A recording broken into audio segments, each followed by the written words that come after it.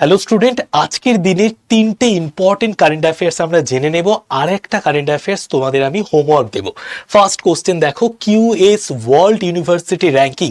এই QS world university ranking এটি কোন সংস্থা প্রকাশ করে? তো রাইট অ্যান্সার হয়ে যাচ্ছে আমাদের কোয়াকুয়ারেলি সিমেন্টস। এবং এই কোয়াকুয়ারেলি সিমেন্টস এই সংস্থা থেকে কিউএস ওয়ার্ল্ড ইউনিভার্সিটির র্যাঙ্কিং এটা প্রকাশ করা হয়েছে এবং সেখানে ভারতবর্ষের একটি ইউনিভার্সিটি 100 র্যাঙ্কের মধ্যে এসছে। কোন ইউনিভার্সিটি এসেছে 100 র্যাঙ্কের মধ্যে অবশ্যই কমেন্টে লিখে জানিও। নেক্সট আমরা চলে আসি। নেক্সট দেখো, অমরাবাদ টাইগার রিজার্ভ এটি কোন রাজ্যে অবস্থিত?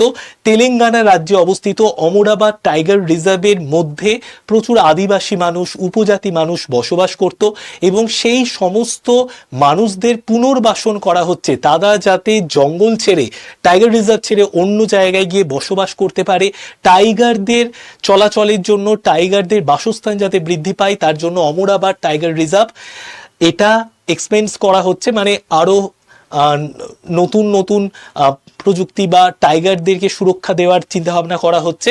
অমরাবাদ টাইগার রিজার্ভ কোথায় অবস্থিত? তেলেঙ্গানা রাজ্যে অবস্থিত। আমাদের দেশে কতগুলো টাইগার রিজার্ভ আছে? 58টা টাইগার রিজার্ভ আছে, আর সব থেকে বেশি টাইগার রিজার্ভ আছে মধ্যপ্রদেশে।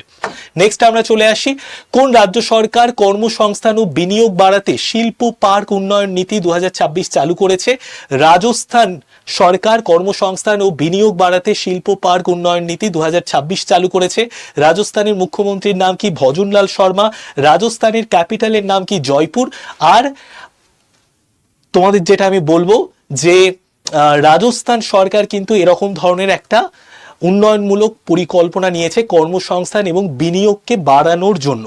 নেক্সট আরেকটা কোশ্চেন করে নিই, ভারত থেকে আসা জ্বালানি চালিত যে সমস্ত জাহাজগুলো আছে সেইগুলোকে সুরক্ষা দেওয়ার জন্য ভারতীয় নৌবাহিনী একটা অভিযান চালু করেছে, যে অভিযানের নাম অপারেশন ঊর্জা সুরক্ষা। এবং এই যে অভিযানটা চালু করা হয়েছে অপারেশন ঊর্জা সুরক্ষা, এই অভিযানটার নাম অপারেশন ঊর্জা সুরক্ষা। এবং ভারতীয় নৌবাহিনী দিবস কবে পালন করি? 4 ফেব্রুয়ারি, 4 আমরা ডিসেম্বর পালন করে থাকি। অবশ্যই তোমাদের যে প্রথমে কোশ্চেনটার অ্যান্সার জিজ্ঞেস করলাম সেটা তোমরা প্রত্যেকে যারা জানো কমেন্টে লিখে জানিও। প্রতিদিন সকাল 8টায় ডেলি কারেন্ট অ্যাফেয়ার্সের ক্লাস হচ্ছে, কেউ দেখতে মিস করো না।